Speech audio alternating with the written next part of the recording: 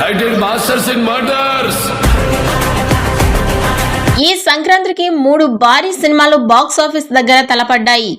జనవరి 10న game changer, జనవరి 12న డాకు మహారాజ్, జనవరి 14న సంక్రాంతికి వస్తున్నాం సినిమాలు థియేటర్లో అడుగుపెట్టాయి. ఈ 3 సినిమాల్లో సంక్రాంతి విన్నర్ ఎవరనే ఆసక్తి కొద్ది రోజులుగా ప్రేక్షకుల్లో నెలకొంది. అయితే ఇప్పుడు ఈ 3 సినిమాలు ప్రేక్షకుల ముందుకు రావడంతో సంక్రాంతి విన్నర్ ఎవరనే దానిపై ఓ క్లారిటీ వచ్చేసింది. రామ్ చరణ్ హీరోగా శంకర్ దర్శకత్వంలో రూపొందిన చిత్రం గేమ్ చేంజర్. ఇది పొలిటికల్ యాక్షన్ థ్రిల్లర్ అయినప్పటికీ శంకర్ శైలికి భిన్నంగా ఒక రెగ్యులర్ కమర్షియల్ సినిమాలాగా తెరకెక్కించారు.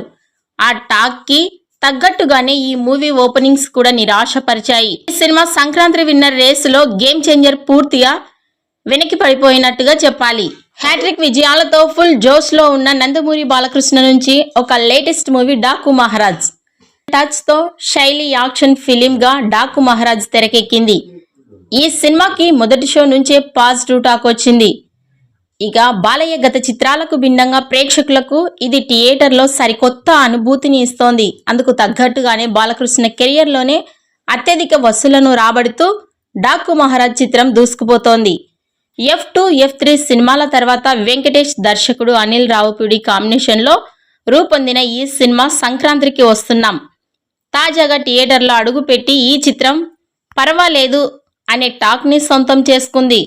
మొత్తానికి ఈ సంక్రాంతికి విడుదలైన 3 సినిమాల టాక్ ని బట్టి చూస్తే బాలయ్య సంక్రాంతి విన్నర్ కాగా వెంకీ మామ సంక్రాంతి రన్నర్ అని చెప్పాలి.